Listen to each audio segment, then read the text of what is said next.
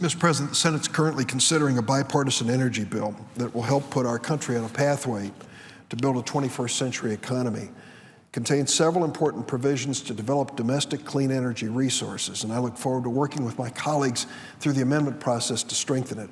I want to congratulate Senator Lisa Murkowski, Republican of Alaska, Senator Maria Cantwell, Democrat of the state of Washington, the chair and ranking member of the Energy and Natural Resources Committee, applaud them for their effort and thank them for bringing this bipartisan measure to the floor. The Energy Policy Modernization Act is the result of the committee's multiple hearings on over 100 individual bills. If passed, it would be the first major energy bill approved by Congress in 9 years. Mr. President, a lot has changed in 9 years. The U.S. has dramatically increased natural gas and oil production. Renewable energy production has skyrocketed, and the cost of this has decreased. More Americans are using it. We're also finding new and better ways to address our most pressing energy and climate change challenges. The bill before us takes those new developments into account and updates our policies.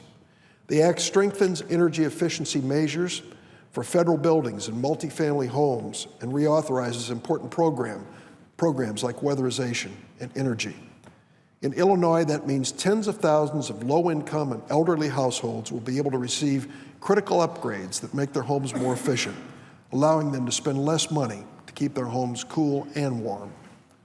It will also help maintain Illinois' leadership as the top state for LEED certified buildings, as ranked by the U.S. Green Building Council. The bill encourages the development of new energy resources, geothermal, hydropower, and better ways to store carbon dioxide, which will help us address the challenge of climate change. Most importantly, the bill makes a substantial commitment to supporting basic science research and innovation at universities and the Department of Energy's laboratories. The Energy Policy Modernization Act authorizes 4% annual budget increases for the DOE Office of Science and Advanced Research Projects Agency. As co-chair of the Senate National Laboratory Caucus, I strongly support these increases as DOE's Office of Science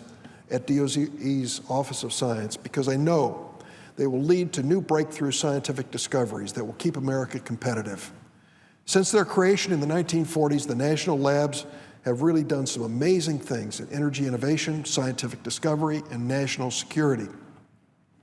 In Illinois, both Argonne and Fermi serve as a meeting place for the world's best researchers.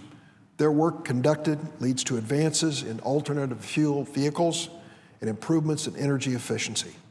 Universities from across the country use the labs to conduct research and train others. That's why earlier this year I introduced a bill, the American Innovation Act, to provide 5% real growth to DOE's Office of Science.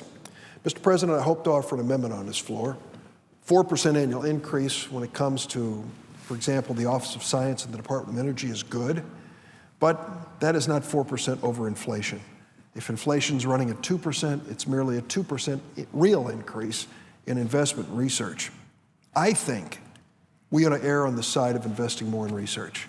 I think we should have 5% real growth in investment in the National Institutes of Health, Center for Disease Control, Department of Defense medical research, Veterans Administration medical research. And then when it comes to this side of the ledger, innovations, let's include the Office of Science and many other key agencies. I visited the Office of Science, the Department of Energy a few months ago to have breakfast with Ernest Moniz, who's a secretary.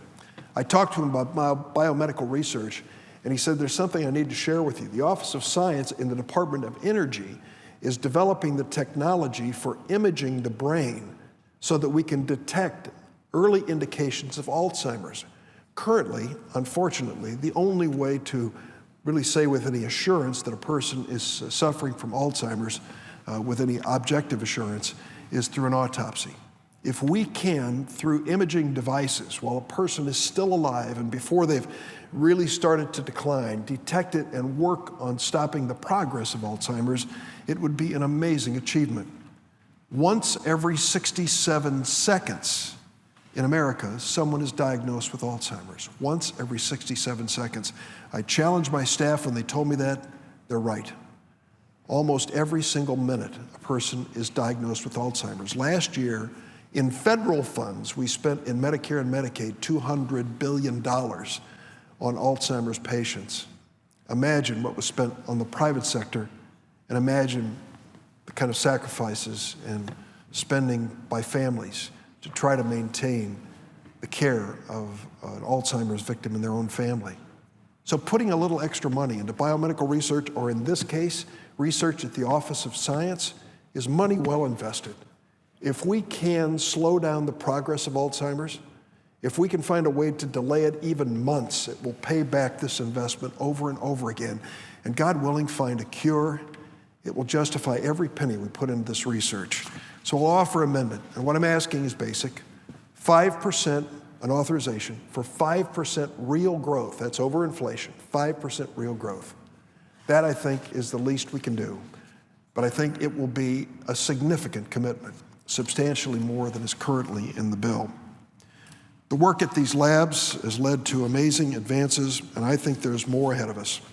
In addition to supporting basic science research, this act before us directs the Department of Education to build a research program to develop the next generation of computers, 1,000 times faster than our current supercomputers. Is it possible? I believe it is. I'm not an expert in this field, but you have to step back and say it's amazing to me when they tell us that the cell phones that we carry around have more computing power than the early computers that Steve Jobs and others brought to market. Currently, companies around the world use supercomputers to solve problems and to answer important questions. Boeing and Cummins have both used DOE supercomputers to design better airplanes and trucks and use less energy so that they burn fuel more efficiently. This has led China, South Korea, and Europe to get into the competition. They're in the race, too, for the next generation of supercomputers. I want America to win that race. This bill before us and the investment in research can make a difference. The government should invest in these labs and in research to create jobs and competitive businesses. This bipartisan energy bill can achieve that. It can lead this country to a brighter future with greater energy resources that have a lighter impact on the environment and build a stronger economy. Because the energy choices we make now will determine the future of our children and our grandchildren, we ought to be serious about it. We ought to make the investments for a sustainable planet and a promising, bright future. I hope my colleagues will work together to improve this bill and help us create a 21st century energy economy.